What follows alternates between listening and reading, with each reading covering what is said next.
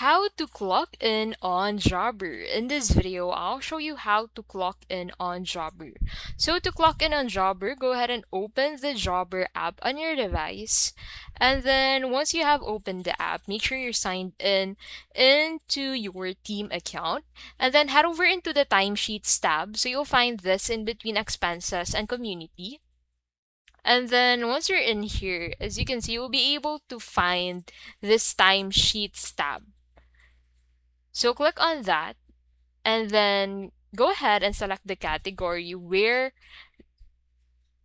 should this clock in be counted as. So for example, you want this clock in to be counted as for this specific client. Simply select this. So after that, you can go ahead and enter notes about this clock in and then click on the start button to start your day on working with this specific project of this specific client.